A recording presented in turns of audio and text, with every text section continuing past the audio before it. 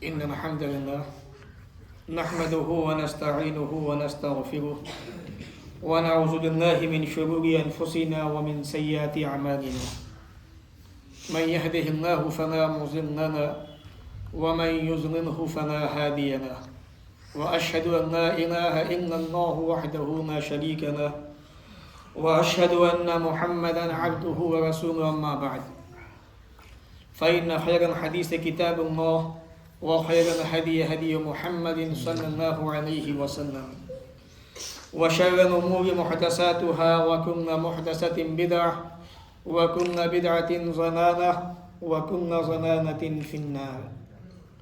فأعوذ بالله السميع العليم من الشيطان الرجيم من حمزه ونفخه ونفسه. بسم الله الرحمن الرحيم. فتوبوا إلى بارئكم فاقتلوا أنفسكم. وفي موضع آخر وتوبوا إلى الله جميعا أيها المؤمنون لعلكم تفلحون. وقال النبي صلى الله عليه وسلم كل بني آدم خطاء وخير الخطائين التوابون. رواه الترمذي. رب اشرح لي صدري ويسر لي أمري واحلل عقدة من لساني يفقهوا قولي. رب زدني علما آمين. اللهم رب زدني علما آمين. تعریف اس رب کی جس نے اپنے دونوں ہاتھوں سے حضرت آدم علیہ السلام کو بنایا، پیدا کیا۔ تعریف اس رب کی جس نے آدم علیہ السلام سے اماں حوا کو نکالا۔ تعریف اس رب کی جس نے ان دونوں سے انسانی نسل کو آگے بڑھایا اور انسانی نسل کو آگے بڑھا کر انہی انسانوں کے اندر سے اپنے نیک بندوں کو نبی بنایا، رسول بنایا۔ آخر میں پیارے نبی جناب محمد رسول اللہ صلی اللہ علیہ وسلم کو قیامت تک آنے والے تمام انسانوں کے لیے رحمت بنا کے بھیجا اور یہ اعلان کر دیا وما ارسلناک الا رحمۃ للعالمین، نبی جب تک دنیا باقی ہے آپ ساری انسانیت کے لیے رحمت بنا کے بھیجے گئے ہیں۔ آج ہمیں اس رحمت کو، اس شفقت کو، اس پیار کو سمجھنے کے ساتھ ساتھ اپنانے کی ضرورت ہے۔ درود و سلام لازم و تمام نبیوں پر، خاص طور سے اللہ کے آخری نبی پیارے نبی محمد رسول اللہ صلی اللہ علیہ وسلم پر اللہم صلی وسلم وبارک علیہ۔ سامعین، آج کے اس 15 روزہ پروگرام کے اندر جس موضوع کے تعلق سے گفتگو کرنے کا، باتیں کرنے کا ہمیں حکم ہوا ہے وہ ہے توبہ، استغفار۔ حقیقت یہ ہے جب اللہ رب العالمین نے آدم علیہ السلام کو پیدا کیا، بنایا، تو یہ اتنی اہم چیز ہے کہ اس چیز کی شروعات اسٹارٹنگ وہیں سے ہو چلی۔ جب تک سورج پچھم سے نہ نکلے تب تک ہر انسان کو توبہ کا، استغفار کا شریعت کا حکم ہے۔ ہر انسان کو چاہیے کہ اپنے رب سے معافیہ مانگے، توبائیں کرے، اللہ کے سامنے جھکے، اللہ کے سامنے گڑ گڑائے، اپنے آپ کو رب کے آگے جھکا کر رب کے قریب آنے کی کوشش کرے۔ توبہ، استغفار، یہ دو بڑے اہم الفاظ ہیں انشاءاللہ، جن کے تعلق سے میں اپنی بات کہنے سے پہلے آپ کو بتاؤں گا کہ ان کا معنی، ان کا مفہوم کیا ہے شریعت کے اندر، تاکہ بات اچھی طرح واضح ہو جائے، سمجھ میں بھی آ جائے۔ عربی زبان کے اندر لفظ توبہ کئی معنوں کے اندر استعمال ہوتا ہے اور انشاءاللہ میں کوشش کروں گا کہ اپنے ہر معنی کو کتاب و سنت کے ساتھ ساتھ میں کسی واقعے کے ساتھ بھی میں اس کو جوڑنے کی کوشش کروں تاکہ بات کو سمجھنے میں اور زیادہ آسانی ہو۔ لفظ توبہ کا پہلا معنی تو ہوتا ہے ندامت، شرمندگی۔ آدمی اپنے آپ میں شرمندگی محسوس کرے کہ مجھ سے یہ گناہ ہوا ہے، غلطی ہوئی ہے، اسے احساس ہو اس بات کا۔ اللہ رب العالمین نے سورہ بقرہ کے اندر ارشاد فرمایا موسیٰ علیہ السلام کے واقعے کے اندر فَتُوبُوا إِلَىٰ بَارِئِكُمْ فَاقْتُلُوا أَنفُسَكُمْ، کہ تم لوگ اپنے رب کی بارگاہ میں شرمندہ ہو، پنٹو اس کی طرف، اور اپنے آپ کو قتل کر ڈالو۔ ایک جگہ اللہ رب العالمین نے قرآن مجید میں فرمایا وَتُوبُوا إِلَى اللَّهِ جَمِيعًا، اللہ رب العالمین کی بارگاہ میں حاضر و شرمندہ ہو کر، اے مومنو اگر تم کامیابی چاہتے ہو۔ پہلا معنی شرمندگی، اور اس شرمندگی کا واقعہ دیکھیے، صحیح مسلم کا بڑا مشہور واقعہ، حالانکہ میری کوشش یہ تھی کہ میں سوچتا ہوں کہ پرانے واقعات آپ کے سامنے بیان نہ کروں، کوئی نئی چیز آپ کے سامنے رکھی جائے، لیکن اشارتاً بس اتنا بتانا چاہتا ہوں کہ حضرت معاذ رضی اللہ تعالیٰ عنہ جنہوں نے زنا کر بیٹھے تھے، جو جب انہیں احساس ہوا، شرمندہ ہوئے بہت زیادہ، رسول اکرم صلی اللہ علیہ وسلم کی بارگاہ میں حاضر ہوئے اور یہ کہا کہ اللہ کے رسول مجھ سے زنا ہوا ہے، مجھے آپ گناہ سے پاک کر دیجیے۔ تو لفظ توبہ کا معنی شرمندگی محسوس کرنا، شرمندہ ہونا، نادم ہونا اپنے گناہ کے اوپر۔ لفظ توبہ کا دوسرا معنی توجہ کرنا۔ اللہ رب العالمین نے سورہ توبہ کے اندر آیت نمبر 117 کے اندر فرمایا لَقَدْ تَابَ اللَّهُ عَلَى النَّبِيِّ وَالْمُحَاجِرِينَ وَالْأَنصَارِ، اللہ تعالیٰ نے توجہ فرمائی نبی کے حال پہ، مہاجرین کے حال پہ، انصار کے حال پہ، جنہوں نے مشکل کے وقت میں، تنگدستی کے وقت میں، پریشانی کے وقت میں رسول اکرم صلی اللہ علیہ وسلم کا ساتھ دیا۔ جنگ تبوک کا وقت بڑا سختی کا وقت تھا، صحابہ نے اس وقت میں رسول اکرم کا ساتھ دیا، تو اللہ نے توجہ فرمائی نبی کے حال پر۔ تو تابہ کا معنی توجہ کرنا یہاں پر، اور لفظ توبہ کا ایک تیسرا معنی رجوع کرنا، اللہ کی طرف پلٹنا۔ انسان جب گناہ کرنے کے بعد اپنے رب کی طرف پلٹتا ہے تو کہا جاتا ہے کہ ان الرجل رجع عن ذنوبہ، کہ فلاں انسان جو ہے اپنے گناہ سے واپس ہوا، پلٹ گیا، یعنی اس نے اللہ سے توبہ کی۔ حدیث میں آتا ہے، پیارے نبی علیہ الصلوۃ والسلام فرماتے ہیں، صحیح بخاری کتاب المغازی حدیث نمبر 4141 41 ان العبد اذا اعترف، کہ بندہ جب گناہ کرتا ہے پھر اپنے گناہ کا اقرار کر لیتا ہے، تو اب اللہ سے توبہ کرتا ہے، ثم تاب، تو اللہ تعالیٰ اس کی توبہ قبول فرماتا ہے۔ یعنی بندے سے گناہ ہوا، بندے نے توبہ کی، اللہ کی طرف رجوع کیا، پلٹا، تو اللہ نے بھی اس کی طرف اس کی توبہ کو قبول کیا، اس کو ایکسیپٹ کیا۔ تو یہ توبہ کے معنی تھے جو میں نے آپ کے سامنے بیان کیے۔ دوسرا ہمارا جو ورڈ ہے، لفظ ہے، وہ ہے استغفار۔ استغفار کے معنی ہوتے ہیں اللہ تعالیٰ سے معافی مانگنا، بخشش چاہنا۔ اور لفظ استغفار کو اگر ہم عربی ڈکشنری کے اعتبار سے دیکھیں، تلاشیں گے، ڈھونڈیں گے، غین فا را، یہ تین ورڈ ہیں، غفرا جس کے معنی ڈھانکنا، پردہ پوشی کرنا، یعنی جب بندہ اللہ کی طرف جھکتا ہے، اللہ سے معافی مانگتا ہے، اللہ سے توبہ کرتا ہے، استغفار کرتا ہے، تو اللہ تعالیٰ اس بندے کے اس گناہ پہ پردہ ڈال دیتا ہے، اس کو معاف کر دیتا ہے۔ اور اصطلاح شریعت کے اندر کہتے ہیں کہ اللہ رب العالمین کی اطاعت میں، اس کی فرما برداری کے اندر اپنے گناہوں کی معافی مانگنا، یہ استغفار کہلاتا ہے۔ تو یہ توبہ اور استغفار ہوئے۔ اب آئیے ان باتوں کو کتاب و سنت کی روشنی میں سمجھنے کی کوشش کرتے ہیں۔ اللہ رب العالمین نے قرآن مجید میں ارشاد فرمایا انما التوبہ علی الذین یعلمون السوء، اللہ تعالیٰ ان کی توبہ قبول فرماتا ہے جن سے نادانی کے اندر گناہ ہو جاتے ہیں، غلطیاں ہو جاتی ہیں۔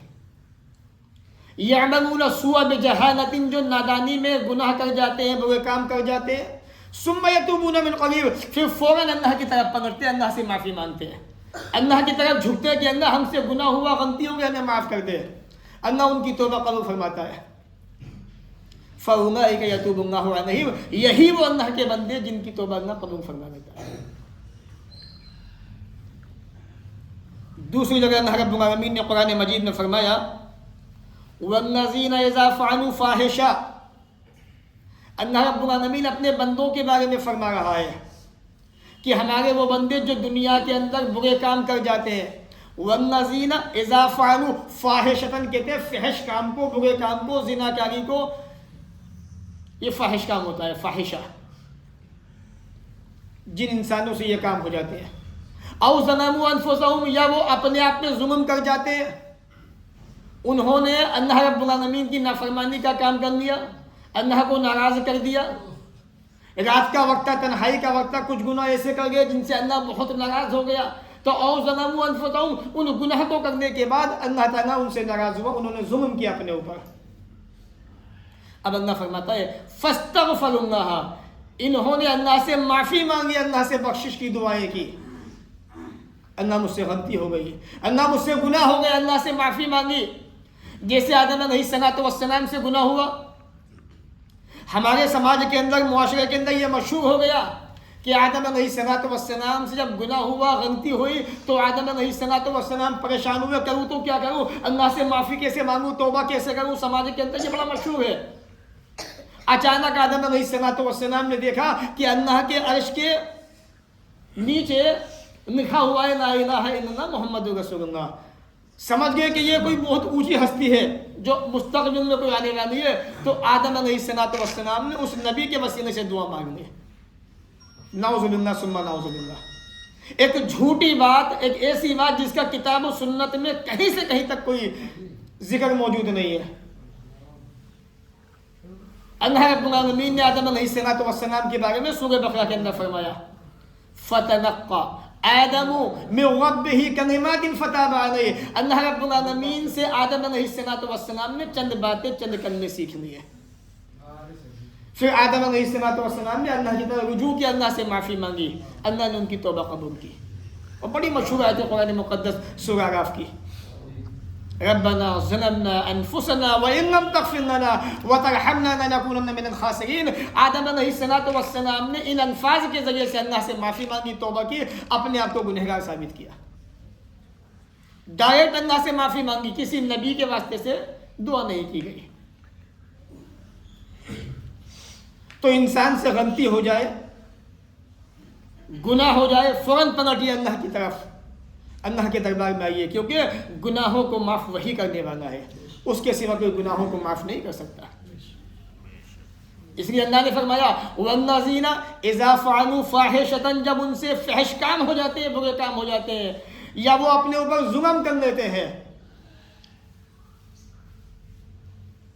فاستغفروا اللہ، تو اللہ سے معافیاں مانگتے ہیں. معافی مانگنے کے ساتھ ساتھ اللہ کی طرف جھکتے ہیں، اللہ کی طرف آتے ہیں، دربار کے اندر رب العالمین کے سامنے گڑ گڑاتے ہیں، کہتے ہیں اللہ تیرے سوا کوئی معاف کرنے والا نہیں. اللہ کو یاد کرتے ہیں. اب آگے اللہ نے فرمایا وَمَن يَغْفِرُ الذُّنُوبَ إِلَّا اللَّهُ، اللہ کے سوا گناہوں کو معاف کون کر سکتا ہے. تو حقیقت یہ ہے ہر انسان گنہگار ہے. کل بنی آدم خطاء وخیر الخطائین التوابون. گناہ آپ سے بھی ہوتے ہیں، ہم سے بھی ہوتے ہیں. دنیا کے اندر کوئی انسان ایسا نہیں جس سے گناہ نہ ہوتے ہوں، جس سے غلطیاں نہ ہوتی ہوں. روئے زمین پہ بسنے والا ہر انسان گنہگار ہے، لیکن گناہ ہونے کے بعد بہتر انسان وہ ہے جو اللہ کی طرف پلٹ جائے، اللہ کی طرف آ جائے. آج ہمیں اسی چیز کو سمجھنے کی ضرورت ہے. صبح سے شام تک 24 گھنٹے کی زندگی، اس زندگی کے اندر نہ جانے کتنے گناہ ہم سے ہوتے ہیں، کتنی غلطیاں ہم سے ہوتی ہیں، پھر بھی اللہ کی طرف نہیں جھکتے، اللہ کی طرف نہیں آتے، رب کے سامنے جھکنے کو تیار نہیں ہوتے. اللہ رب العالمین نے قرآن مجید کے اندر سورہ عمران کے اندر اپنے نیک بندوں کی صفت کا تذکرہ کیا. فرمایا میرے بندے تو وہ ہیں جب ان سے غلطیاں ہوتی ہیں، خطائیں ہوتی ہیں، گناہ ہو جاتے ہیں، تو وہ یہ کہا کرتے ہیں الذین یقولون ربنا اننا آمنا فاغفر لنا ذنوبنا وقنا عذاب النار. رات کا وقت ہے، تنہائی کا وقت ہے، غلطی ہو جاتی ہے، گناہ ہو جاتا ہے، دن کی روشنی میں گناہ ہو جاتا ہے، اللہ کی طرف پلٹتے جھک جاتے ہیں. الذین، وہ تو ایسے ہوتے ہیں، یقولون، جو یہ کہا کرتے ہیں ربنا اننا آمنا، اے پروردگار ہم ایمان لا چکے، اے اللہ ہمارا تجھ پر یقین ہو چلا، ہم تجھے مانتے، تیرے سوا کسی کو نہیں مانتے. فاغفر لنا ذنوبنا، اے اللہ ہمارے گناہوں کو معاف فرما دے، ہماری خطاؤں کو بخش دے. وقنا عذاب النار، اے اللہ ہمیں جہنم کے عذاب سے بھی نجات دے دے، جو جہنم کا عذاب چمٹ جانے والا ہے، ہمیں کھا جانے والا ہے۔ میرے پیارے ساتھیو ذرا سوچو تو صحیح، صبح سے لے کے شام تک کتنے گناہ ہم کیا کرتے ہیں۔ میرے بھائیوں میں تمہیں بتانا چاہتا ہوں، ذرا غور کیجئے زندگی کے اوپر، اپنے نفس کا محاسبہ کیجئے، اپنے آپ پہ غور و فکر کیجئے۔ 5 نمازیں وہ بھی ہم نہیں پڑھا کرتے، یہ کتنا بڑا گناہ ہم کر رہے ہیں دنیا کی زندگی کے اندر۔ اس کے علاوہ نہ جانے کتنے گناہ ایسے ہیں جو ہم سے صبح سے شام تک ہویا کرتے ہیں۔ ذرا احساس پیدا کیجئے سینوں کے اندر، مسجد کے اندر بیٹھنے کے بعد اپنے نفسوں کا محاسبہ کیجئے کہ اپنے بستر پر جانے کے بعد کتنا اپنے نفسوں کا محاسبہ کیا کرتے ہیں، کتنا اپنے آپ کو یاد کیا کرتے ہیں۔ حضرت عمر فاروق رضی اللہ تعالیٰ عنہ کے بارے میں بھی ہمارے شیخ محترم بتا رہے تھے، آپ نے سنا یہی وہ عمر فاروق رضی اللہ تعالیٰ عنہ، حضرت طفیل ابن عمرو دوسی رضی اللہ تعالیٰ عنہ، میں آپ کو بتانا چاہتا ہوں نبی اکرم جناب محمد رسول اللہ صلی اللہ علیہ وسلم سے تربیت پانے والے صحابہ کی زندگی کیسی تھی۔ وہ صحابہ جنہیں اللہ رب العالمین نے دنیا کے اندر نبی اکرم کی زبان سے جنتی ہونے کی بشارت دے دی اور یہ اعلان کر دیا، ابو بکر تم بھی جنت کے اندر جاؤ گے، اے عمر تم بھی جنت کے اندر جاؤ گے، اے عثمان تم بھی جنت کے اندر جاؤ گے، نہیں تم بھی جنت میں جاؤ گے۔ تمام کے تمام صحابہ کے بارے میں یہ عقیدہ ہمارا ہے، الصحابۃ کلھم عدو ہم فی الجنہ، تمام کے تمام صحابہ انصاف کرنے والے سب کے سب جنت کے اندر جائیں گے۔ انہی حضرت عمر فاروق کا زمانہ ہے، رات کا وقت ہے، تنہائی کا وقت ہے۔ حضرت عمر فاروق رضی اللہ تعالیٰ عنہ اپنے حجرے سے نکلتے ہیں، رات کے وقت میں جنگل کی طرف جاتے ہیں، ایک جھونپڑی دکھائی دیتی ہے، نظر آتی ہے، صحابی رسول کہتے ہیں حضرت طفیل ابن عمرو دوسی رضی اللہ تعالیٰ عنہ، وہ کہتے ہیں کہ حضرت عمر کا یہ معمول تھا روزانہ کا کہ روزانہ رات کی تنہائی کے اندر، تاریکی کے اندر، عشاء کی نماز کے بعد جب آدھی رات گزر جاتی تھی یا آدھی رات ہو چلی تھی تو آپ جنگل کی طرف جایا کرتے تھے۔ ایک دن میں نے سوچا کہ امیر المومنین عمر فاروق کہاں جاتے ہیں، ماجرا کیا ہے پتہ کروں۔ حضرت عمر فاروق کے پیچھے ہو گئے تھے، عمر فاروق رضی اللہ تعالیٰ عنہ ایک جھونپڑی کے اندر داخل ہوتے ہیں اور وہاں جانے کے بعد کافی دیر میں جھونپڑی سے نکلتے ہیں۔ طفیل ابن عمرو دوسی کہتے ہیں امیر المومنین میں آپ کو تو ایسا نہیں سمجھتا تھا، آپ رات کی تنہائی کے اندر، تاریکی کے اندر یہاں پہ کیا کرنے آتے ہیں، آج میں جان کے رہوں گا، پتہ کر کے رہوں گا۔ میرے بھائیو جب طفیل ابن عمرو دوسی رضی اللہ تعالیٰ عنہ جھونپڑی میں جاتے ہیں، دیکھتے ہیں اندھیرا ہی اندھیرا ہے، ایک لانٹین ایک کونے میں کنارے میں جلی ہوئی ہے، دیکھتے ہیں ایک بوڑھی عورت نظر آتی ہے جو چٹائی پہ لیٹی ہوئی ہے، اس کے پاس آتے ہیں، بات کرتے ہیں، کہتے ہیں کہ اماں کیا تم جانتی ہو یہ آدمی جو تمہارے پاس آیا تھا کون تھا؟ کہا میرے بچے مجھے نہیں پتا یہ آدمی کون تھا۔ کہا اماں کب سے آ رہا ہے؟ کہا کہ 4 سال سے آ رہا ہے۔ کہا کہ بیٹے 4 سال سے یہ میری خدمت کے لیے آ رہا ہے؟ کہا اماں کیا کبھی اس آدمی نے تمہیں اپنا نام بھی بتایا؟ کہا میرے بچے میں نے کتنی مرتبہ پوچھا ہے میرے بیٹے تمہارا نام کیا ہے، مجھے بتاؤ تو صحیح۔ کہا کہ اماں تمہیں نام سے کیا مطلب، نام جاننے سے کیا فائدہ، آج تک اس نے اپنا نام نہیں بتایا۔ اچھا اماں مجھے یہ بتائیے کہ یہ آدمی یہاں پہ آنے کے بعد کرتا کیا ہے؟ کہا کہ اے فلاں شخص سے میرے بیٹے سن، میں آنکھوں سے نابینا ہوں، میرے منہ میں دانت بھی نہیں ہے، یہ آدمی آتا ہے سب سے پہلے میرے قضائے حاجت کی صفائی کرتا ہے، صفائی کرنے کے بعد مجھے اچھی طرح سے میرے بستر پہ لٹاتا ہے، اس کے بعد اپنے ہاتھوں سے آٹا گوندتا ہے، کھانا بناتا ہے، میرے منہ میں دانت بھی نہیں ہے، اپنے دانتوں سے روٹی کو چبا چبا کے مجھے کھلاتا ہے، میرے گھر کی صفائی کرتا ہے، صفائی کرنے کے بعد تب یہاں سے جاتا ہے۔ 4 سال مسلسل ہو چکے ہیں اور 4 سال سے یہ عمل جاری ہے۔ کہا کہ اماں جانتی ہو تم وہ آدمی کون ہے؟ کہا مجھے نہیں پتا۔ کہا اماں یہ آج کے زمانے کے امیر المومنین عمر فاروق رضی اللہ تعالیٰ عنہ ہیں جو 4 سال سے تمہاری خدمت کرنے چلے آ رہے ہیں، 4 سال سے تمہاری دیکھ بھال کر رہے ہیں۔ حضرت طفیل ابن عمرو دوسی واپس پلٹتے عمر فاروق کی طرف۔ عمر فاروق رضی اللہ تعالیٰ عنہ اپنے حجرے کے اندر تہجد کی نماز پڑھ رہے ہیں، تہجد کی نماز کے اندر پڑھتے پڑھتے ہاتھ اپنے رب کی بارگاہ میں اٹھاتے ہیں اور قرآن مجید کی آیت پڑھ رہے ہیں، ربنا اصرف عنا عذاب جہنم، اے میرے پروردگار تو ہم سے جہنم کے عذاب کو پھیر دے، اے اللہ تو ہم سے جہنم کے عذاب کو ہٹا دے۔ طفیل ابن عمرو دوسی دروازے پہ پہنچتے کہتے ہیں عمر اے عمر تم اللہ کی قسم اگر تم جنت میں نہیں جاؤ گے تو کون جنت کے اندر جائے گا؟ عمر آج مجھے پتہ چلا ہے تم کتنے قیمتی کام کرتے ہو، عمر تم اتنی ساری نیکیاں کرتے ہو۔ سارا واقعہ ان کو بتایا۔ عمر فاروق کہتے ہیں اے اللہ، اے میرے پروردگار، تو جانتا ہے کہ یہ میں نیک عمل تجھے راضی کرنے کے لیے کر رہا تھا۔ اللہ اس واقعے کو تو جانتا تھا، میں جانتا تھا، کوئی تیسرا نہیں جانتا تھا۔ اے اللہ میں چاہتا بھی نہیں تھا تیسرا انسان اس کے بارے میں جانے۔ اے اللہ جن صحابی کو پتہ چل گیا، پروردگار میری نیکیوں کو ضائع مت کرنا، برباد مت کرنا۔ دعائیں کر رہے ہیں ربنا اصرف عنا عذاب جہنم، اے میرے پروردگار ہم سے جہنم کے عذاب کو پھیر دے۔ یہ نبی کے صحابہ، نبی کے صحابہ اللہ سے جہنم سے پناہ مانگ رہے ہیں، جہنم سے بچنا چاہتے ہیں، جبکہ رسول اکرم نے جنتی ہونے کی بشارت دنیا میں دے دی۔ اس لیے عام طور پہ ہمارے سماج کے اندر کیا ہے، ہم سمجھتے ہیں کہ توبہ کا معنی، توبہ ہمیں کب کرنی چاہیے؟ جب ہم سے گناہ ہو۔ عام طور پہ انسان سمجھتا یہ ہے کہ گناہ ہونے کے بعد توبہ ہوتی ہے، یہ غلط ہے۔ توبہ گناہ کے بعد بھی ہوتی ہے، بغیر گناہ کے بھی توبہ ہوتی ہے۔ آپ گناہ کرنے کے بعد توبہ کرتے ہیں، اللہ تعالیٰ آپ کے گناہ کو معاف کر دیتا ہے۔ بغیر گناہ کے آپ توبہ کرتے ہیں تو اس سے آپ کے درجات میں بلندی پیدا ہوتی ہے۔ بے شمار روایت واقعات موجود اس تعلق سے۔ تو رسول اکرم جناب محمد رسول اللہ صلی اللہ علیہ وسلم کے صحابہ راتوں کو جہنم سے پناہ مانگا کرتے تھے، اٹھ اٹھ کے رویا کرتے تھے، یہاں تک کہ خود رسول اکرم صلی اللہ علیہ وسلم اللہ کی بارگاہ کے اندر روزانہ دن میں 100 مرتبہ اللہ سے معافیا مانگتے تھے، توبہ کرتے تھے۔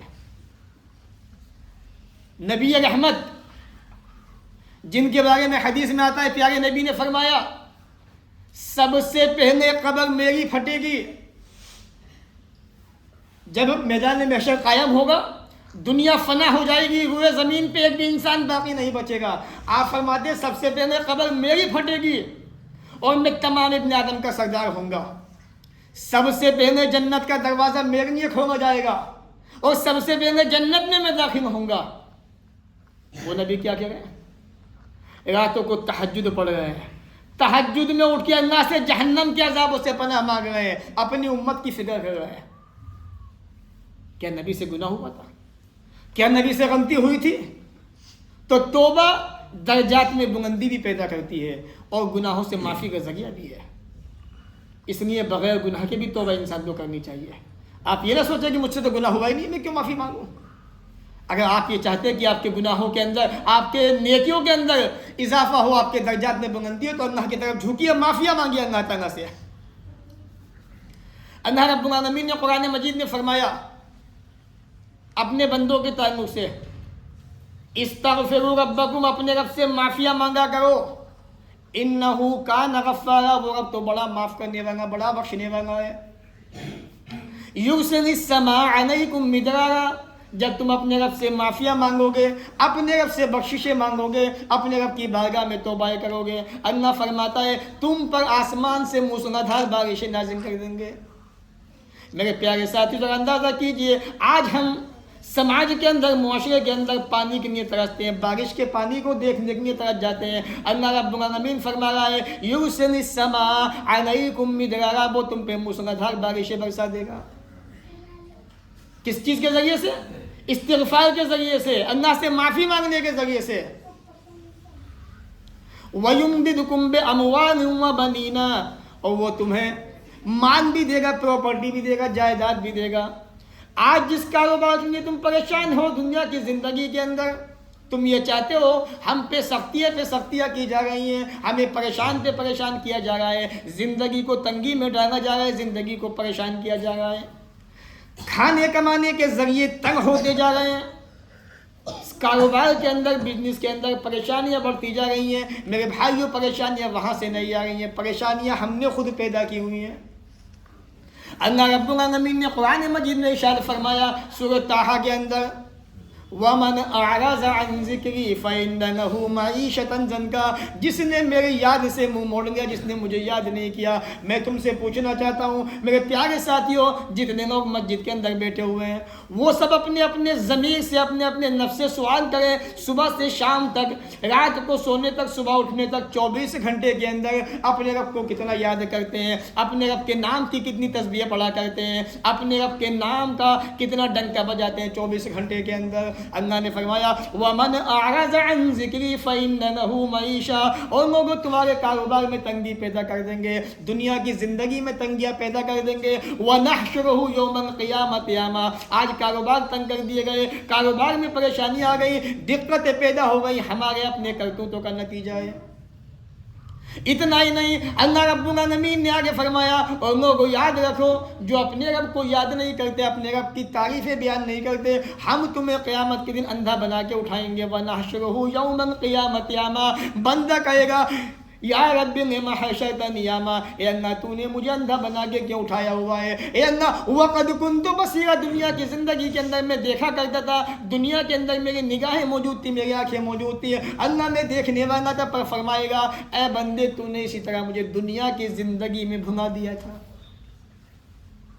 تو اللہ نے کیا کہا؟ استغفروا ربکم، رب سے معافیہ مانگو، آسمان سے موسلادھار بارشیں ہو جائیں گی، آسمان سے بارشیں برس جائیں گی۔ وَيُمْدِدْكُمْ بِأَمْوَالٍ، اللہ تمہیں پراپرٹی دے گا، مال دے گا، دولت دے گا، جائیداد دے گا، سب کچھ دے گا۔ وَبَنِينَ، استغفار کیا، استغفار کے بدلے اللہ نے تمہیں اولاد بھی دی۔ وَيُمْدِدْكُمْ بِأَمْوَالٍ وَبَنِينَ وَيَجْعَلْ لَكُمْ جَنَّاتٍ وَيَجْعَلْ لَكُمْ أَنْهَارًا، تمہارے لیے باغات بھی پیدا کر دے گا، کھیتیاں پیدا کر دے گا، تمہارے لیے نہریں بنا دے گا، چشمے جاری فرما دے گا، تمہارے لیے پانی کی فراوانی ہوگی، پانی کی کثرت ہوگی۔ اس لیے مفسرین لکھتے ہیں، حضرت امام حسن بصری رحمۃ اللہ علیہ کے پاس ایک آدمی آتا ہے، کہا کہ حضرت فصل خراب ہونے کو تیار ہے، فصل کے خراب ہونے کا ڈر ہے، نقصان کا ڈر ہے، کاروبار میں برکت نہیں ہے، کوئی ایسا وظیفہ بتا دیجئے اس وظیفے کو کرنے کے بعد میرے کاروبار کے اندر برکت پیدا ہو جائے۔ آپ نے کہا کہ استغفار کرو، اللہ سے معافیہ مانگو۔ فَقُلْتُ اسْتَغْفِرُوا رَبَّكُمْ، یہ کہو کہ اللہ مجھے معاف کر دے، اللہ مجھے بخش دے۔ ایک دوسرا آدمی آتا ہے، وہ کہتا ہے کہ حضرت کاروبار میں برکت نہیں ہے، ترقی نہیں ہے، کوئی نسخہ بتا دیجئے، وظیفہ بتا دیجئے۔ کہا کہ استغفار کرو۔ ایک آیا کہنے لگا حضرت شادی کو کئی دن ہو گئے، کئی سال ہو گئے، اولاد نہیں ہوتی ہے، بچہ پیدا نہیں ہوتا۔ کہا کہ استغفار کر۔ نوکر کہنے لگا حضرت میں آپ سے ایک سوال کرنا چاہتا ہوں، آپ کے پاس 3 قسم کے انسان آئے، آپ کے پاس 3 طرح کے آدمی آئے، آپ نے تینوں کو ایک ہی وظیفہ بتایا، میں آپ کی بات سمجھا نہیں، مجھے سمجھائیے۔ کہا بے وقوف، میں نے یہ بات اپنے پاس سے نہیں کہ اللہ نے قرآن مجید میں کہا ہے استغفروا ربکم، اپنے رب سے معافیہ مانگتے رہو، یرسل السماء علیکم مدرارا، وہ تم پر آسمان سے بارشیں برسائے گا، موسلادھار بارشیں۔ ویمددکم باموال وبنین، تمہیں مال بھی دے گا، تمہیں بیٹے بھی دے گا۔ یہ بات تو اللہ نے قرآن مجید میں کہی ہے۔ آج اگر شادی کو 6 مہینے بیت جائیں، عورتیں سے سوال کرتی ہیں بیوی کیا بات ہے، خوشی ہے کہ نہیں ہے؟ کہا کہ ابھی تک تو پتہ نہیں ہے۔ کہا کہ دیکھ لو کہیں ایسا نہ ہو ہوا کا اثر آ گیا اس کے اوپر، کہیں ایسا تو نہیں ہے شام کی اذان کے وقت باہر ہو جائے، اور جب شام کی اذان کے وقت یہ اپنے گھر کی طرف واپس آ رہی ہو تو اس کا پاؤں کہیں غلط جگہ رکھ دیا گیا ہو، کہیں کسی الٹی سیدھی جگہ اس نے پاؤں رکھ دیا ہو، اس پہ ہوا کا اثر آ گیا ہو، اس لیے اولاد نہ ہو رہی ہو، کسی مفتی صاحب کو دکھا دو، کسی فلانے صاحب کو دکھا دو، کسی پیر بابے صاحب کو دکھا دو۔ حالت یہاں تک آتی ہے تعویذ کرنا شروع کر دیا جاتا ہے۔ میرے بھائی، اللہ نے قرآن مجید میں کہا استغفروا ربکم، رب سے معافیہ مانگتے رہو، اللہ سے توبہ کرتے رہو، کاروبار بھی ملے گا، اولادیں بھی ملیں گی، آسمان سے موسلادھار بارشیں بھی ہوا کریں گی۔ آج اسی استغفار کی ضرورت ہے، ایسی توباؤں کی ضرورت ہے۔ آج جو توبہ ہمارے اندر موجود نہیں ہے، وہ توبہ ختم ہو چلی، اور توبہ دیکھنی ہے تو حضرت ابو مبارک رضی اللہ تعالیٰ عنہ، بشیر ابن منذر جن کا اسم نام، ان کی توبہ دیکھیے آپ، کبھی سنا ان کے بارے میں، پڑھا آپ نے؟ یہ ہماری سب سے بڑی بدقسمتی ہے۔ ہمارا اس قوم کا بدقسمت ہونا، سب سے بڑا رونا یہی ہے کہ ہم کتابوں کو نہیں پڑھتے، کتابوں کا مطالعہ نہیں کرتے۔ بس ہماری سب سے اہم ضرورت ہے یہ، اگر ہمارے پاس یہ ہے تو ہماری زندگی سکون میں ہے، ہم یہ سمجھتے ہیں۔ اگر وقت خالی ہمارے پاس ہے تو ہمارا وقت اس کے اندر جاتا ہے۔ بچائیے اپنے آپ کو اس سے، بچائیے اپنے خالی وقت کو اس کے اندر استعمال کرنے سے۔ کتابوں کو اپنا دوست بنائیے، کتابوں سے دوستی کیجیے، اس سے دوستی کریں گے جہنم کے بہت نزدیک پہنچ جائیں گے آپ۔ یاد رکھیے آپ، بنایا تھا بنانے والے نے اچھے استعمال کے لیے، ہم نے اس کا غلط استعمال کرنا شروع کر دیا۔ اس لیے دوستی کرنی ہے کتابوں سے کیجیے، کتابوں کو پڑھیے۔ حضرت ابو لبابہ رضی اللہ تعالی عنہ رسول اکرم صلی اللہ علیہ وسلم کے جانثار صحابی، وہ صحابی جب رسول اکرم نے بیعت باب صحابہ سے بیعت لی تھی تو یہ اس کے اندر موجود تھے۔ ان کا واقعہ کیا ہے آئیے میں آپ کو بتاتا ہوں۔ اللہ کے نبی جناب محمد رسول اللہ صلی اللہ علیہ وسلم نے جب بنو قریظہ پہ چڑھائی کی، یہودیوں کی ایک جماعت بنو قریظہ کی بستی، رسول اکرم نے ان کا محاصرہ کیا، ان کو قید کیا۔ 25 دن ہو گئے مسلسل رسول اکرم نے ان کو قید کیے ہوئے، ان کا محاصرہ کیے ہوئے۔ یہ اپنے قلعوں کے اندر، اپنے مکانوں کے اندر موجود تھے۔ جب انہوں نے سوچا کہ اللہ کے نبی صلی اللہ علیہ وسلم کو 25 دن ہو گئے ہیں اور ابھی تک واپس جانے کو تیار نہیں ہے، تو یہودیوں نے رسول اکرم سے گفتگو شروع کی۔ تو آپ نے کہا کیوں نہ اپنے پرانے دوستوں کو یاد کیا جائے۔ تو رسول اکرم صلی اللہ علیہ وسلم کے پاس یہ آپ نے خط بھیجا کہ ہمارے پاس حضرت ابو لبابہ کو بھیجے تاکہ ہم ان سے بات چیت کر سکیں۔ حضرت ابو لبابہ رضی اللہ تعالیٰ عنہ بنو قریظہ کی بستی میں پہنچ جاتے ہیں۔ بنو قریظہ کے پاس پہنچنے کے بعد بات چیت ہوتی ہے۔ بنو قریظہ والے کہتے ہیں ابو لبابہ کیا کہتے ہو؟ ابو لبابہ ہم تم سے مشورہ چاہتے ہیں، تمہاری رائے کیا ہے؟ محمد رسول اللہ صلی اللہ علیہ وسلم کے بارے میں کیا کہتے ہو؟ اگر ہم اپنے ہتھیار ڈال دیں، اگر ہم سرنڈر کر دیں، کیا ہماری جان بچ جائے گی؟ حضرت ابو لبابہ کہتے ہیں اے لوگو سرنڈر کر دو، فائدہ اسی میں، لیکن یاد رکھنا، ہاتھ سے اشارہ کر دیتے ہیں۔ ہاتھ سے یہ اشارہ ہوتا ہے کہ یعنی قتل کر دیے جاؤ گے، مار دیے جاؤ گے۔ حضرت ابو لبابہ کو ایک دم یاد آتا ہے کہ میں نے یہ کیا کر دیا، میں نے یہ کیا کر دیا، میں نے اللہ کے رسول کے راز کو ظاہر کر دیا۔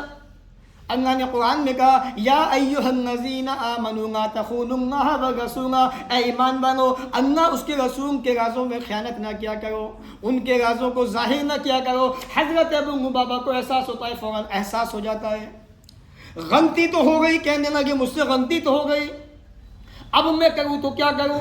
فوراً دل میں احساس پیدا ہوا۔ اللہ کے نبی جناب محمد رسول اللہ صلی اللہ علیہ وسلم کے پاس نہ جانے کی بجائے مدینہ کے اندر مسجد نبی کے اندر پہنچ جاتے ہیں۔ مسجد نبی کے اندر جانے کے بعد اپنے آپ کو ایک ستون سے باندھ لیتے ہیں۔ آج بھی جا کے دیکھو مسجد نبی کے اندر باب استوانہ ستون جو موجود ہے، استوانہ ابو لبابہ کے نام سے آج بھی موجود ہے۔ اللہ کے نبی جناب محمد رسول اللہ صلی اللہ علیہ وسلم کی جو منبر ہے اس کے پاس سے غالباً چوتھا ستون ہے مشرق کی جانب۔ رسول اکرم کی قبر سے اگر آپ جائیں گے تو شمال کی جانب دوسرا ستون ہے، استوانہ ابو لبابہ کے نام سے معروف و مشہور ہے۔ حضرت ابو لبابہ رضی اللہ تعالیٰ عنہ نے اپنے آپ کو ستون سے باندھ دیا۔ کہنے لگے اور لوگوں کوئی بھی آدمی مجھے کھونے کی کوشش نہ کرے، مجھ سے غلطی ہوئی ہے، جب تک اللہ تعالیٰ میرے بارے میں توبہ کی آیت نازل نہ کر دے، جب تک اللہ تعالیٰ مجھ سے راضی نہ ہو جائے، جب تک رسول اکرم جناب محمد رسول اللہ صلی اللہ علیہ وسلم مجھے اپنے ہاتھ سے کھول نہ دے، کوئی مجھے کھولنے کی کوشش نہ کرے۔ اپنے آپ کو ستون سے باندھ دیتے ہیں، ستون سے بندھے ہوئے لوگ آتے ہیں، کہتے ہیں ابو لبابہ کہو تو کھول دے، کہا کہ خبردار مجھے کھولنے کی کوشش مت کرنا۔ اللہ کے نبی جناب محمد رسول اللہ صلی اللہ علیہ وسلم سوچتے ہیں ابو لبابہ ابھی تک آئے کیوں نہیں، وجہ کیا ہے، ماجرا کیا ہے، پتہ چلتا ہے اللہ کے نبی ایسے ایسے واقعہ پیش آیا، ابو لبابہ نے اپنے آپ کو مسجد نبی کے ستون سے باندھ لیا ہے اور یہ کہا ہے جب تک محمد رسول اللہ اپنے ہاتھوں سے نہ کھولیں گے میں یہاں سے ہٹنے والا نہیں۔ اللہ کے نبی نے فرمایا اگر ابو لبابہ میرے پاس آ جاتے، مجھ سے معافی مانگتے یا مجھ سے کہتے کہ اللہ کے نبی میرے حق میں اللہ سے معافی کی دعا کیجئے تو میں معافی کی دعا کرتا، اللہ معاف کر دیتا۔ لیکن جب ابو لبابہ نے اپنے آپ کو مسجد نبی کے ستون سے باندھ لیا تو جب تک اللہ تعالیٰ کوئی آیت نازل نہ کر دے قرآن کی، میں بھی ابو لبابہ کو کھولنے والا نہیں۔ پہلا دن ہوا، نماز کا وقت ہوتا ہے، بیوی آتی ہے آپ کو ستون سے کھول دیتی ہے، کھانا کھاتے ہیں، پھر ستون سے باندھ لیتے ہیں۔ پہلا دن گزر جاتا ہے، دوسرا دن بھی گزرا، تیسرا دن بھی آ گیا، اسی طرح سے 6 دن گزر جاتے ہیں۔ اللہ تعالیٰ سے معافیاں مانگتے رہتے ہیں، اللہ سے توبہ کر رہے ہیں، اے اللہ مجھ سے جو غلطی ہوئی ہے تو معاف کرنے والا ہے، اے اللہ میں نے غلطی تو کر دی، پروردگار تیرے سوا کوئی گناہ کو معاف نہیں کر سکتا۔ اللہ رب العالمین نے جبرائیل کو آیت کریمہ سورہ توبہ کی دے کے 102 بھیجا اور کہا کہ جاؤ محمد رسول اللہ صلی اللہ علیہ وسلم کو یہ پیغام سنا دو وآخرون اعترفوا بذنوبہم خلطوا عملا ثانیا وآخر سیئا. کچھ لوگ سماج کے اندر معاشرے کے اندر ایسے بھی ہیں جو ملے جلے کام کرتے ہیں, اچھے کام بھی کرتے ہیں, کچھ برے کام بھی کرتے ہیں. عسى الله ان يتوب عليهم, امید ہے اللہ تعالیٰ ان کی توبہ قبول فرمائے گا. فوراً یہ تقریباً نازل ہوئی, سحری کا وقت تھا. اللہ کے نبی جناب محمد رسول اللہ صلی اللہ علیہ وسلم حضرت ام سلمہ کے پاس موجود تھے. حضرت ام سلمہ کہنے لگی اے اللہ کے نبی حکم ہو تو میں حضرت ابو لبابہ کو خبر پہنچا دوں, کہا کہ دے دو. حضرت ام سلمہ نے دروازے کے پاس سے یہ اعلان کر دیا اے ابو لبابہ خوش ہو جاؤ, اللہ رب العالمین نے تمہاری توبہ قبول کر لی ہے اور تمہارے بارے میں قرآن کی آیت کو نازل کر دیا ہے. لوگ ابو لبابہ کو کھولنے کے لیے بھاگتے ہیں, کہتے ہیں خبردار کوئی بھی آدمی مجھے ہاتھ نہ لگائے, مجھے کھولنے کی کوشش نہ کرے جب تک محمد رسول اللہ صلی اللہ علیہ وسلم اپنے ہاتھ سے نہ کھول دے مجھے. فجر کی اذان ہوتی ہے, اللہ کے نبی جناب محمد رسول اللہ صلی اللہ علیہ وسلم مسجد کے اندر داخل ہوتے ہیں. مسجد نبی کے اندر حضرت ابو لبابہ کو اپنے ہاتھ سے کھول دیتے ہیں. یہ نبی کے صحابت ہے. آج ہم سے کتنی غلطیاں ہوتی ہیں, کتنے گناہ ہوتے ہیں, شرمندہ ہوتے ہیں, نادم ہوتے ہیں, رجوع ہوتے ہیں, اللہ کی طرف پلٹتے ہیں. ہرگز نہیں میرے بھائیوں, آج وہ احساس ہے ہی نہیں دلوں کے اندر, سینوں کے اندر. احساس پیدا کیجئے گناہ ہونے کے بعد شرمندگی کا, اللہ کی طرف جھکنے کا, واپس آنے کا. اللہ تعالیٰ کب کس کو معاف کر دے, کب کس کو بخش دے, کچھ نہیں پتا. اس کے یہاں پہ دیر اندھیر نہیں ہے. حضرت کفل کا واقعہ یاد کیجئے. جو کفل تھا بنی اسرائیل کے اندر, جو ایک عابد تھا, عابد ایک گنہگار انسان تھا. اتنا بڑا گنہگار انسان, اتنا بڑا گنہگار انسان, وہ زمین کا کوئی سا گناہ ایسا ہی نہ تھا جو اس نے انجام نہ دیا ہو. نمازیں وہ نہیں پڑھتا تھا, زناکار وہ تھا, شرابی وہ تھا, لوٹ ماری وہ کرتا تھا, بےہودہ کام وہ کیا کرتا تھا. کون سا برا کام ایسا تھا جس کو کفر نے انجام نہ دیا ہو؟ پڑھے سنن ترمذی اٹھا کے دیکھیں آپ. اور اس کی نیت ایک خوبصورت حسین عورت کے اوپر تھی, اور یہ چاہتا تھا کہ بس مجھے یہ مل جائے, میں اس سے زنا کر بیٹھوں. ایک دن وہ بھی آ گیا کہ وہ عورت اس کے قابو میں آ گئی 60 دینار کے بدلے میں, 60 درہم کے بدلے میں. اسے ضرورت آ گئی پیسوں کی, کہا کہ مجھے ضرورت ہے پیسوں کی, مجھے دے دیجئے. کہا کہ یہ شرط پہ دوں گا, اگر تم اپنا جسم میرے حوالے کر دو تو میں تمہیں دینے کو تیار ہوں. وہ عورت کہتی ہے ٹھیک ہے. پیسہ لیا اور اس کے پاس حجرے کے اندر آ گئی. حدیث میں آتا ہے جب کفر اس عورت کی طرف آگے بڑھا زنا کرنے کے لیے, برا کام کرنے کے لیے,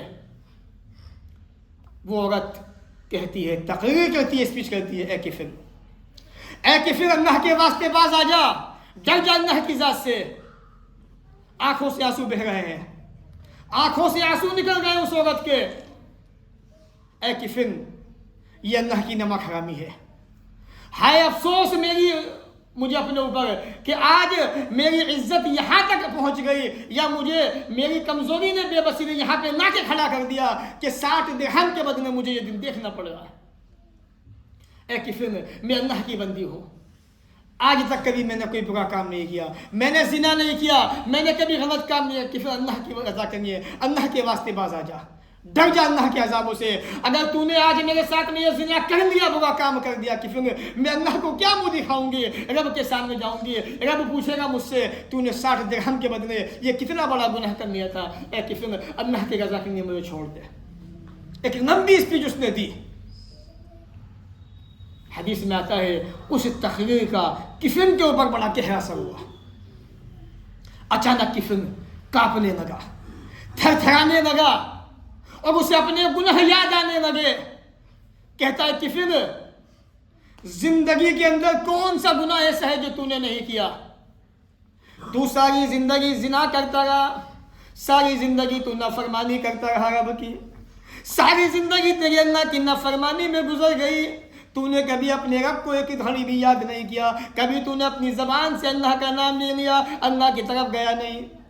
شراب کا تو شوقین ہے, شراب تو پیا کرتا ہے. اے کفر, زنا کاریاں تو کرتا ہے, عورتوں کو پیسے دے دے کے ان کے جسموں سے تو کھیلتا ہے. اے کفر, تو کتنا بڑا مجرم ہے. اے عورت, اے پاکیزہ دوشیزہ میری بہن, تو نے تو گناہ کیا بھی نہیں, تو اللہ تعالیٰ سے اس کی عذابوں سے اتنا ڈر گئی ہے. میری زندگی تو گناہوں سے لطپت ہے, میں نے ساری زندگی گناہ ہی گناہ کیے ہیں. کہنے لگا اے پیاری بہن گوارے, میں آج اللہ کے سامنے اپنے گناہوں کی معافی مانگتا ہوں. اے اللہ تو مجھے معاف کرنے والا, اللہ میں اپنے تمام گناہوں کی تجھ سے توبہ کر رہا ہوں, پروردگار مجھے معاف کر دے, مجھے بخش دے. حدیث کے اندر آتا ہے اللہ کے نبی جناب محمد رسول اللہ صلی اللہ علیہ وسلم فرماتے ہیں کفن جو ہے اپنے رب سے معافیا مانگ رہا ہے. میرے بھائیوں, کتنے گناہ دنیا کی زندگی میں کیے تھے, گناہ ہم سے بھی ہوتے ہیں. کتنے غلط کام زندگی میں کیے تھے, ہم سے بھی ہوا کرتے ہیں. لیکن ذرا احساس دیکھیے, ایک سمجھانے والی نے سمجھایا, کتنا اثر اس کا سمجھانے کا ہوا. اثر تو ہم پہ بھی ہوتا ہے, اثر تو مسجد میں ہم پہ بھی ہوتا ہے. گرماہٹ تو ایمان کے اندر ہمارے بھی تازگیاتی ہے, پیدا ہوتی ہے. دل کے اندر نرمی بھی آتی ہے, اللہ کے عذابوں کا خیال بھی آتا ہے, اللہ کی جنتوں کی امید بھی پیدا ہوتی ہے. لیکن جو ہی مسجد سے نکلتے ہیں, بس وہاں جانے کے بعد ہم کیسے ہو جاتے ہیں. اگر ہم اپنے گناہوں پہ نادم ہونے کے بعد, شرمندہ ہونے کے بعد, اسی مسجد کے اندر اپنے گناہوں کی اللہ سے معافی مانگنے, اللہ سے توبہ کرنے, رب کو راضی کرنے کی کوشش کرنے, میرے بھائیوں یہ دن دیکھنا نہ پڑے. کفن نے اس عورت کے سامنے کہا کہ میری بہن گواہ رہنا, اے اللہ میں تجھ سے اپنے گناہوں کی معافی مانگتا ہوں, اے اللہ مجھے معاف کر دے. پیارے نبی فرماتے ہیں اسی رات میں کفن کا انتقال ہو جاتا ہے, موت واقع ہو جاتی ہے. جب موت واقع ہو گئی, صبح ہوتی ہے, لوگ آتے دیکھتے ہیں کفن کے دروازے پہ لکھا ہوا تھا ان اللہ قد غفر لک یا کفن, اے کفن اللہ نے تجھے معاف کر دیا, تجھے بخش دیا. اگر توبہ کرو, معافی مانگو, تو اللہ تعالیٰ بڑے سے بڑے مجرم کو معاف کرنے والا ہے. 100 قاتل, 100 قتل کرنے والا, اس نے اللہ سے معافی مانگی, نہیں پہنچ پایا وہاں تک جہاں جانا چاہتا تھا. فرشتوں میں جھگڑا شروع ہو گیا, میں لے کے جاؤں گا, میں لے کے جاؤں گا. ایک طرف جہنم کے فرشتے, ایک طرف رحمت کے فرشتے, خوب بحث ہوئی دونوں کے اندر. لیکن اللہ نے زمین کو حکم دیا کہ زمین سکڑ جا, اور اس آدمی کو نیک بستی کی طرف دھکیل دیا اللہ کے حکم سے. اللہ نے اس کی جنت میں داخل کر دیا. معافی تو مانگی نہیں تھی, توبہ کی تھی. اگر دیکھا جائے تو معافی مانگی نہیں, لیکن دل میں ارادہ پیدا ہو چکا تھا, اللہ کی طرف چل پڑا تھا معافی مانگنے کے لیے. تو اللہ تعالیٰ تو اتنا رحیم ہے, اتنا غفور ہے کہ بندہ نیت بھی کرنے اپنے دن کے اندر معافی مانگنے کی اللہ تعالیٰ سے, اور رب کی طرف چل پڑے, اللہ تعالیٰ ایسے بندے کو بھی معاف کر دیا کرتا ہے. آج وہی تو ہمیں احساس اپنے سینوں کے اندر پیدا کرنے کی ضرورت ہے, جو ہو نہیں پا رہا ہے. کبھی ہاتھ اٹھائیے اللہ کی طرف, اللہ کی بارگاہ میں. انشاءاللہ بس آخری واقعہ بات کو ختم کرتا ہوں. ہمارے شیخ محترم بھی آ چکے ہیں, انشاءاللہ وہ بھی آپ کے سامنے کچھ باتیں کہیں گے.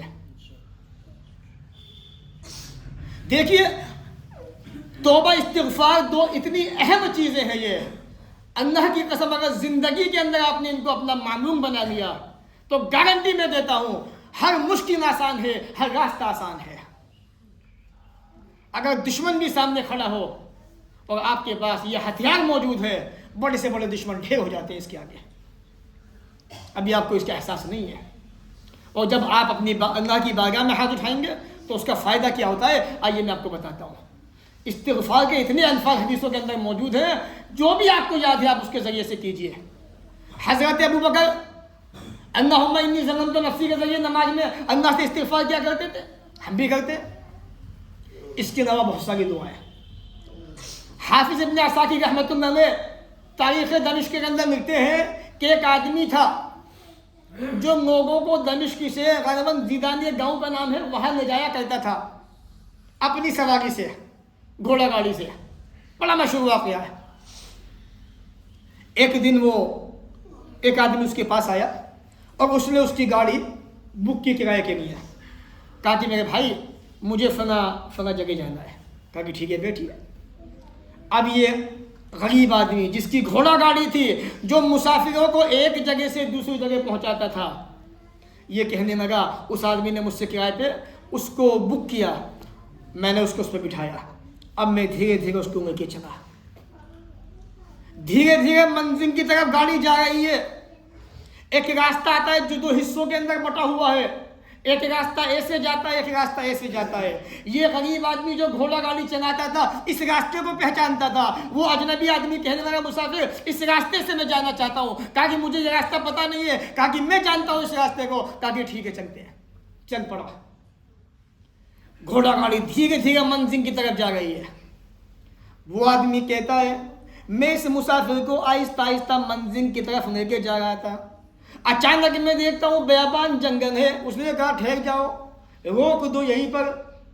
میں نے گھوڑا گاڑی کو روک دیا، دیکھا بیابان جنگل ہے، انسانیت کا نام و نشان موجود نہیں ہے، جنگل ہی جنگل ہے، اور نگاہ نیچے ماری تو گھاسوں کے ڈھیر لگے ہوئے ہیں۔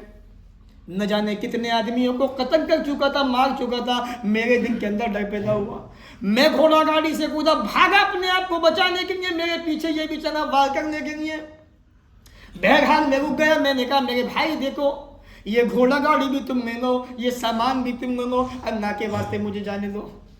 کہا کہ میرے بھائی سامان تو میرا ہو چکا، گھوڑا گاڑی بھی میری ہو چکی، اب میں تمہیں قتل کر دوں گا، سب کچھ تو میرا ہو گیا۔ بہرحال بہت کہا کہ مجھے جانے دو، کوئی صورت نظر نہیں آئی۔ کہنے لگا ٹھیک ہے اچھا ایک کام کرو، کم سے کم مجھے 2 رکعت تو نماز پڑھنے دو۔